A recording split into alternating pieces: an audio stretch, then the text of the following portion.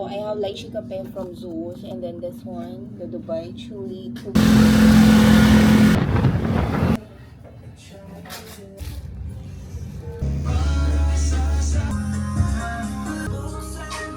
And here's my outfit.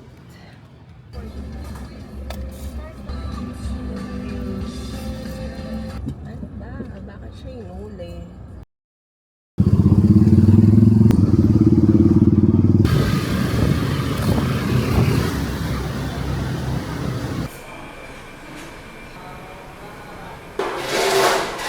Guys, ang ganda talaga na itong lipstick na to. I got two new lip E from BLK. Well, I have to be honest, hindi na ako talaga dapat bibili sa BLK and Happy Skin. Especially Happy Skin. If you know, you know. But anyways, naka-sale kasi sila the other day nung nagpunta ako sa Power Plant Mall, and it's $2.99 instead of $3.99. And sakto din naman kasi it's been a while na hindi ako bumibili ng mga makeup. Tapos paubos na din even yung mga branded makeup ko. Paubos na din siya. So I decided na it's time for me to at least replenish some shades. Kasi ibang shades wala na talaga. This is the Power Lock lipstick, liquid lipstick. So I got the shade in Cardio Crush, saka Core Club. Well, yung Core Club, I think ito yung medyo ma-red. Nandun yata yung sa bag ko. But that one kasi reminds me of the NARS Liquid Matte. Remember the one na nabasag? And that's 2,000 plus. Tapos this one is, oh well, this is the Core Club pala. So similar si Core Club, saka yung isang shade na medyo dark, which is the Cardio Crush. Dun sa dalawang liquid matte lipstick from NARS. And to be honest, maganda siya. Like, long wearing din naman siya on the lips. Especially the shade, kahit na medyo light siya. It's really long wearing. So, uminom na ako ng kape. Kumapit na siya dun sa straw. But still, nag-i-stain pa din siya sa lips. Which, hindi ko talaga in-expect. But luckily, yun, nakabili ko. So, I'm happy with this purchase. Ayan siya. Anyway, so I'm gonna do my makeup. Katapos ko lang din kumain. Ang breakfast ko is yung sisig na a la carte from KFC. Yun lang kinain ko. Like yesterday, yung aga ko natulog pag uwi. 8 PM tulog na ako. And yesterday, yung kinain ko lang is boiled egg. Yun yung napanood nyo sa previous vlog natin. So, now, yun lang kakainin ko. And then, bumili lang ako ng hot shot, saka ng coffee sa Zeus. And then, that's it for today.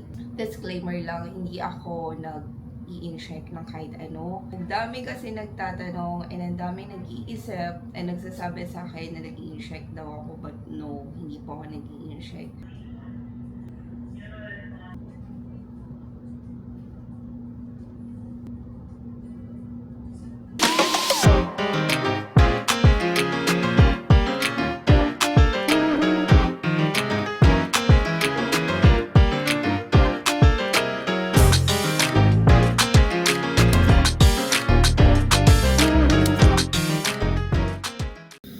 Mag-bake time na ako. And meron ako Zeus.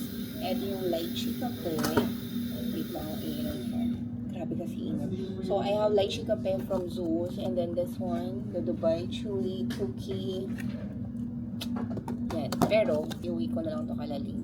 Kung siya kakainin. Later na lang.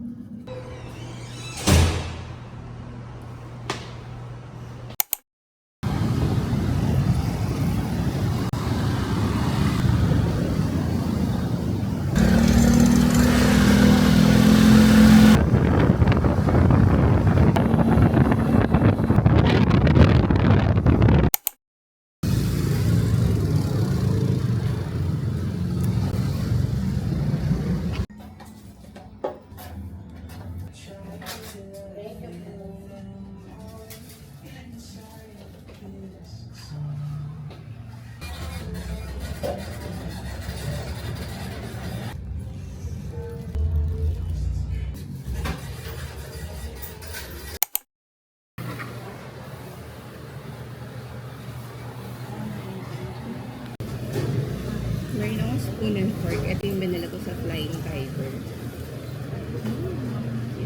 Kaya kaya,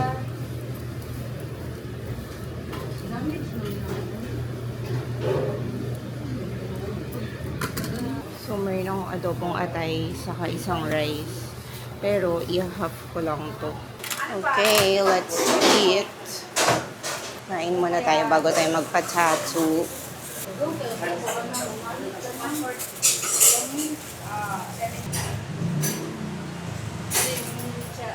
Atay o lang kanin.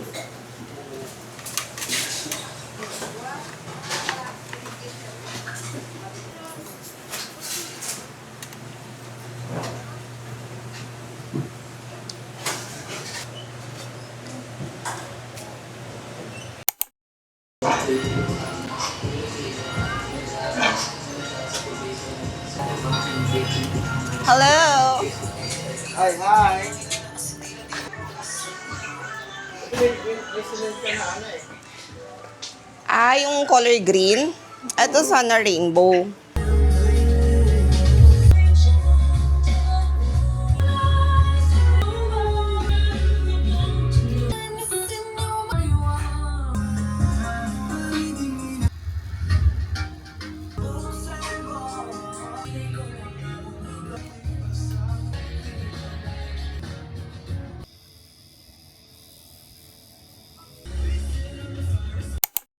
So, I'm finally home. Naligo lang ako, nagpalit, and supposedly pupunta tayo ng Starbucks to edit kasi I still have 2 projects na kailangan tapusin. Medyo maba tong vlog na to. By the way, today is May 1. It's a holiday and supposedly rest day ko, but then na-move siya tomorrow, Saturday. So, 3 days tayo nakapahinga. And nag-order na lang ako sa Starbucks. Medyo pagod na pagod din ako dahil grabe yung init. Nag-move it lang ako kanina kasi dun sa area kung saan ako nagpa-tattoo, wala silang parking space. I think allowed lang mag-park sa gabi. Nag-order na lang ako sa Starbucks Reserve. Ang in-order ko na lang is penny pesto, saka frozen mango passion fruit na pure matcha. Masarap din naman siya, but if you're into yung mga parang cold brew, I highly recommend it. Pero kung hindi, then baka hindi nyo siya magustuhan kasi medyo matapang talaga siya. Tapos, nilink ko na lang din yung Starbucks app ko dito sa Grab. Let's start while waiting for my coffee and Benny Pesto. I think yun yung pinaka-dinner ko. Kasi kanina, di ba, nag-Dunkin naman tayo and then nagka-rinterya. So, that's it. Yun lang talaga yung kakainin ko for the whole day. Kasi to be honest, guys, wala lang talaga akong ganang kumain. Hindi ko din alam kung bakit. But mainly the reason why kumakain ako kasi nga hindi naman din ako pwede magkape nang walang laman yung tiyan ko. So yun lang yun. Kaya onti-onti lang kinakain ko. Ooh.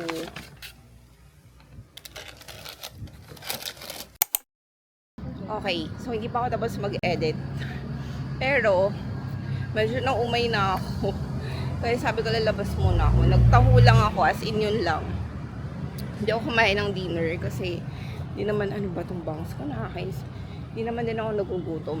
Nag-crave lang ako sa taho. And here's my outfit. Niisip ko ako mag-skateboard ako. Pero unti na lang. Siguro mga 15 minutes na lang kailangan kong i-edit. So inisip ko if tatapusin ko na siya and then magmo-movie ako later. Dapat manonood ako ng The Devil Wears Prada. Pero ang daming tao. Or inisip ko kung last full show ako. Bala na later. Sarap mag-skateboard dito. Diyan ako nag-slide down. Pag nag-skateboard ako. Diyan din ako sa may Semplang minsan. Receive ko na yung payment dun sa isang video na in-edit ko. I'm so happy.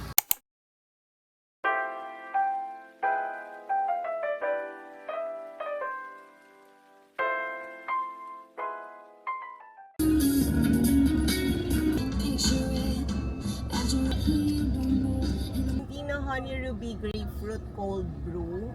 Okay, anything else? Cinnamon Danish.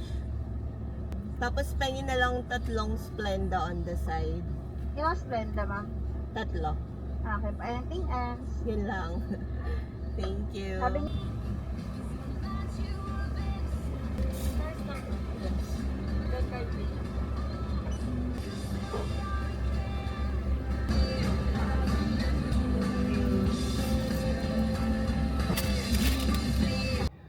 Okay, so ilang cars na lang kami dito sa parking because it's already 12 a.m. And minsan sarap lang din ng ganitong feeling. Like, Lalabas ka, magdadrive ka and all.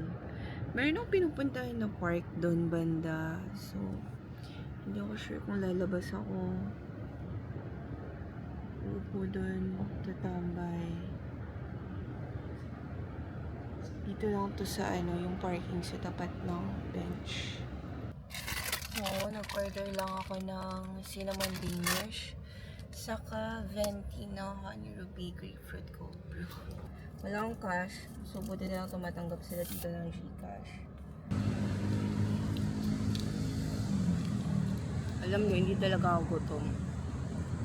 Like, hindi naman talaga ako nakakaramdam ng gutom ngayon. Gusto ko lang talaga kumain. Kasi nga, magkakape ko. Galing mo, kahit 12 AM na. Wait, 1 AM na pala, sorry.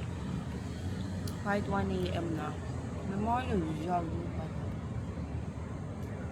Sa aking paligid kasi dito, puro mga call center siya.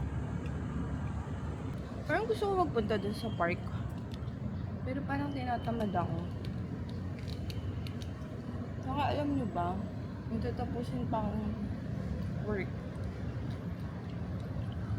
na kailangan kong i-submit mamaya. Well, dapat ngayon.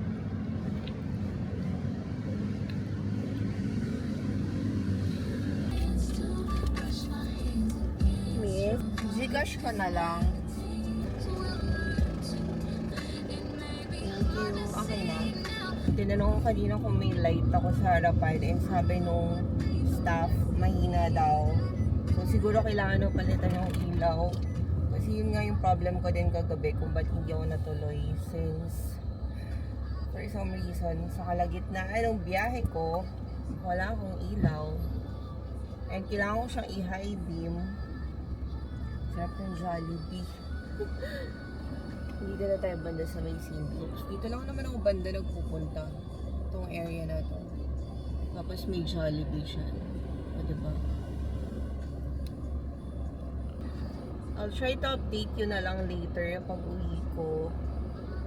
Tatapusin ko lang talaga yung work and then after that, matutulog na din. But definitely mag-vlog ako.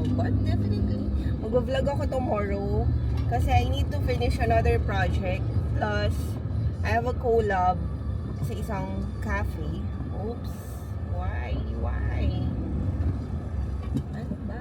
Bakit siya inuli?